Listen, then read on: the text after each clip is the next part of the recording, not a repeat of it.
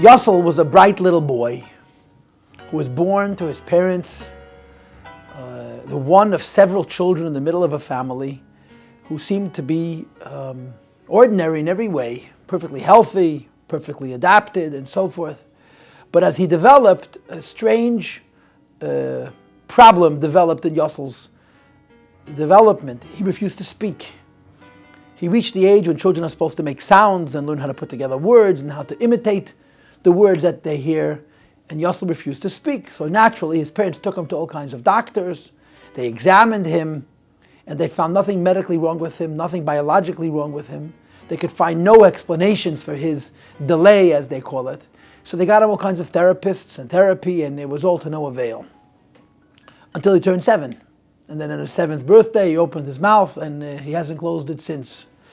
So his parents asked him, Yossi, why didn't you speak till 7? And Yossi said very plainly, I simply had nothing useful to say.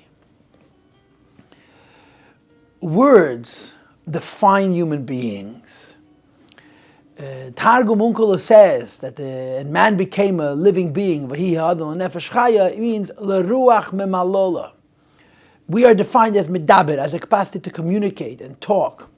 And it places us in a whole new kingdom, in a whole new category of life, our capacity to communicate. Now it is true, and Hasidus does make this point, that dibur comes from katnos, which means, in other words, all communication is stepping away from depth. A person alone can be in a much deeper spiritual and intellectual space than they're capable of being when communicating with others. But it's also true that communication is very useful and very important and very necessary.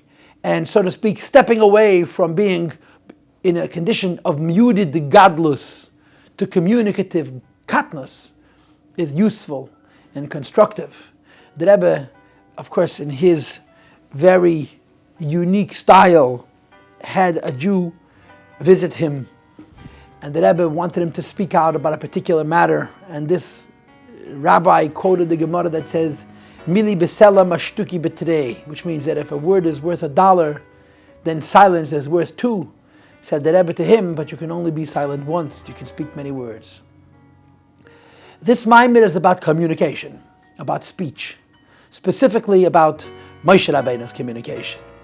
Moshe Rabbeinu refuses to represent God to redeem the nation of Israel from Mitzrayim, and part of his logic is, part of his argument is, I don't speak well. I wasn't designed to communicate. I cannot talk. And Hashem insists on saying, no, you're my chosen one. You have to communicate on my behalf. You have to redeem the Jewish nation from Mitzrayim, from Egypt. And this Maamar addresses part of that dialogue, part of that discussion between Hashem and Moshe Rabbeinu about Moshe's capacity to communicate. It explains the exchange on a mystical level, on a deep spiritual and Kabbalistic level.